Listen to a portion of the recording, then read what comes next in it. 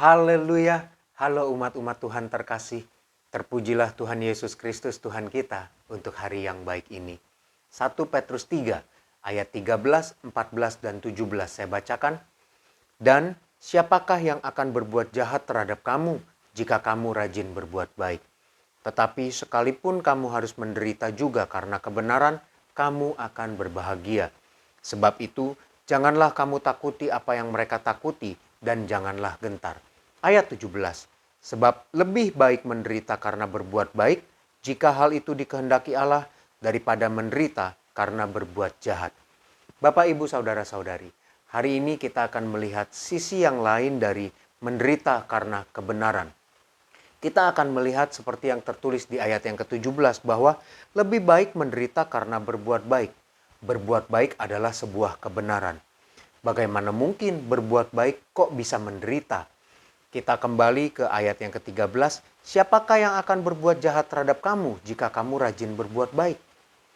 Kok bisa berbuat baik menderita?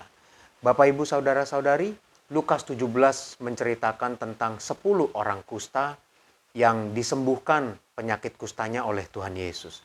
Dari 10 orang kusta yang ada 1 orang kusta saja yang kembali dan memuliakan Allah. Dan 9 orang kusta yang lain tidak ada yang kembali. Tentunya hal itu adalah hal yang mengecewakan.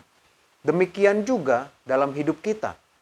Ketika kita melakukan perbuatan baik kepada orang lain, dari banyak orang lain yang menerima kebaikan kita, mungkin di antara mereka ada yang tidak membalas kebaikan kita. Jangankan membalas, mengucapkan terima kasih saja tidak seperti 9 orang kusta tersebut.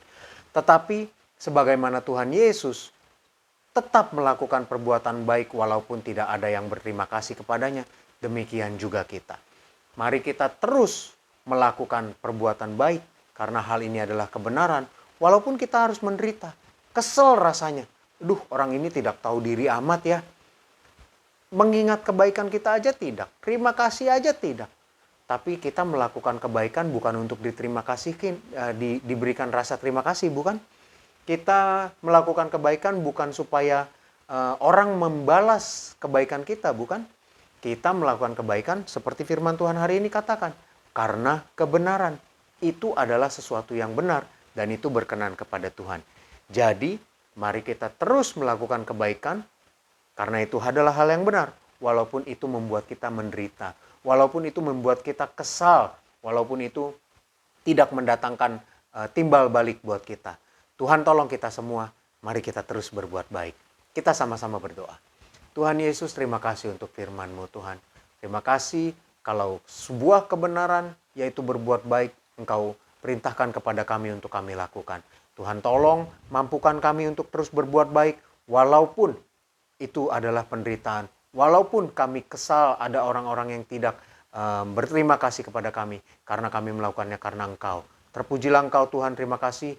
Kami berdoa saat ini Tuhan, di antara kami akan ada yang beraktivitas, akan ada yang menikmati akhir pekan, Tuhan berkati setiap kami. Dan bila di antara kami masih ada yang harus bekerja, yang harus berwirausaha, Tuhan juga memberkati kami. Tuhan berikan kami hikmat, Tuhan urapi setiap kami. Jaga lindungi setiap kami Tuhan. Kami dapat menjalani hari ini bersama Engkau dengan penuh damai sejahtera. Tuhan tolong supaya kami juga dapat menahan diri. Apabila tidak ada sesuatu yang penting sehingga kami harus keluar rumah, Tuhan tolong supaya kami bisa menikmati akhir pekan ini bersama keluarga. Terpujilah Engkau Tuhan kekal selama-lamanya. Kami serahkan hidup kami kepadamu Tuhan. Dalam nama Tuhan Yesus Kristus. Haleluya. Amin. Kasih karunia dari Tuhan Yesus Kristus menyertai kita semua. Amin.